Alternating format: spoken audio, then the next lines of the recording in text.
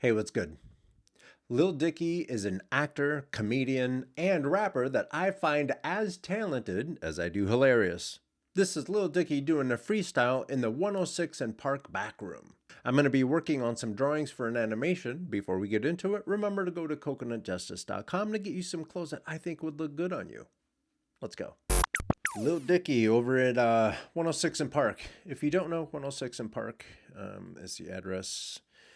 And they record this hip hop music show that's been going on for a long time, even back when MTV was actually playing music videos.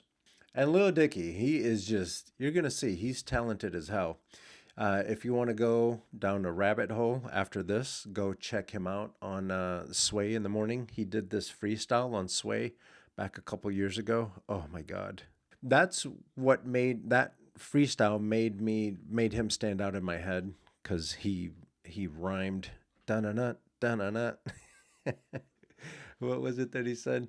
Something, and I'm coming up, something like on ESPN, dun-na-nut. Yeah, I was like, God, dog, that boy, he just... Anyway, let's get into it. Okay, I'm buzzing cause I'm eloquent. Where I'm coming from is hyper relevant. Cause I ain't seen a ton of us who prevalent. It's nothing but an impediment. I'm yelling let 'em in despite the fact my resume suggestive of a president. I'm fresher than a peppermint. Actually, I'm pretty underwhelming when it comes to fashion and things. Try to focus on the rapping. And he's self-deprecating too. One of my favorite videos of his is one called Save That Money, I believe it's called. Save That Money, where he goes and he makes a full music video for the song for as cheap as possible. He asked for favors. He like knocked on big doors to see if they would let him borrow the house for an afternoon to do a shoot. This dude's a mess. Distracted by things. Probably why when I get on the track, I'm laughing at kings. Having the bling's not a prio. Bio like a chubby youngin' who stumbled and wandered suddenly up into the snack aisle. Other words, indecision was imminent. Rhythm and penmanship had me thinking be Eminemish. My predicament with lying my ambition. The flow, the pen, the bars. Like, come on. Come on. He's dope. He's dope. I don't even care. I'm funny like your favorite comedy when you smoke. So came to mind, I should probably combine and bring a little LD, Larry David to rhyming. To my surprise, a lot of guys are quick to categorize that as a gimmick, like I'm spitting like a kid who compromised on what he is the better fitting with the rest of the guys who spitting, contradicting what Dicky been about from the beginning. But I digress. It's just a lot to attack. First of all, what's really funny is how the rest of you rap. If I mumble something dumb about me running the trap, then it'll be another young redundancy who muttering crap. That'd be hard to defend like I'm playing with five. Only when I'm mini golfing's when I'm playing with lies. That would be another foul, right? But I don't reach, ref. I like to keep you all abreast. I don't mean chest. If I don't seem stressed, baby, I'm not. The David been hot. They about to put my name on a yacht. But someone tell me how to judge an MC. Probably think I'm really rapping if it's ladies I freak. Mercedes I lease. The laziest weak. Debatably chic. Creatively bleak. Basic is T, but sorta. You see what he's saying? It's a creative way of saying your rap, the music that you make is trash. He's just talking about what do you want me to rap about all the same normal shit. Meanwhile, my guy is wearing a t-shirt that says, "No, I will not fix your computer." He's different. He's different. He stands out. You know, it depends on who you're talking about. Like Busta Rhymes stands out because of his voice and just his raw power when he's rapping. Kanye stands out because his grooves and his production is just out of control. And Lil Dicky stands out because his bars, I mean, they're hilarious. He's a mess. He's a mess. My boy's a mess. His brain is all over the place. Spanish into ass swag. But the way I'm signing rappers with these other tricks is like I'm they half dad. And I ain't mad at you, no offense. But if you call bro, I know it must be snowing pens. Cause if you call homie, everybody going in. How about you holler back when you rapping? I'll probably be napping and having a snack in the back room. This is a feast. He's not worried about you. He's not worried about you. You think you're a good rapper, but he's not worried about you.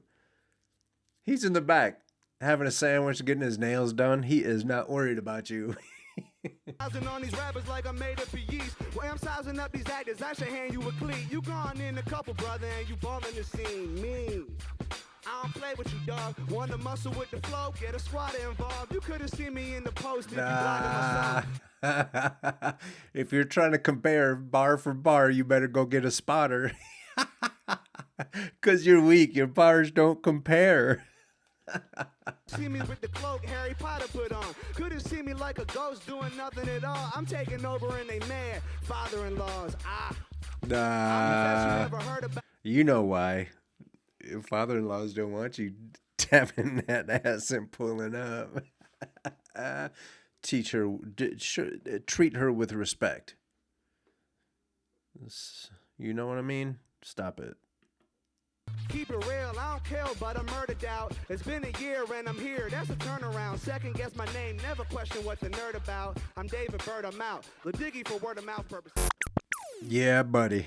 That was Lil D, a.k.a. No, I'm kidding. Lil Dicky, boy. He always... all his music is just so good. It's so good. And I'm glad that he's got his own show and stuff, so he's got all his own money. He's got all kinds of money right now, so he doesn't have to push out records that are kind of whack, you know. He can focus and make something quality, even though this is a freestyle. I don't know if he's working on any records or anything, but I don't like when artists become successful and then they push a little too hard and they start, I don't know, like, you know, there's a certain point where you might be pushing too hard, maybe. And so it's not at the quality, whatever the product is that you're making is not at the quality that that it should be. So for example, like for illustrators, bringing it to the art community, what I've learned to do, I used to just draw and just send it out to Instagram and hope people like it. And it was, you know, it was hot trash. So I've learned to draw some and then just come back and work on it a little bit more. There are some one-offs, you know, you just go and you draw something and throw it out there just to see. But for the most part, I've learned to like relax a little bit and focus on the quality. And that's what's going to get you guys all the hits and stuff like that. All the hits, meaning that's what's going to get you all the likes and all the subscribers and all that stuff, all the stuff that you guys are looking to do on social media. So yeah, that's Lil Dicky. Like, I'm glad that he's able to, you know, still create and do a bunch of cool things and not be pressured into making something that he's not all the way sold on. You know what I mean? That's a really important creative lesson that came out of nowhere. So I hope it helped you. Also, I hope you liked this video. If you did, give it a thumbs up. Share it with each and every one of your friends. And if you want to come and hang out with me while we watch videos and I work on creative projects, hit that subscribe button and then change the alert to say all. So that way, every time I come out with something new, you'll be alerted.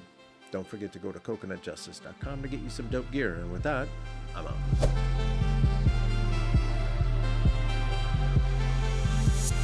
Coconut Justice.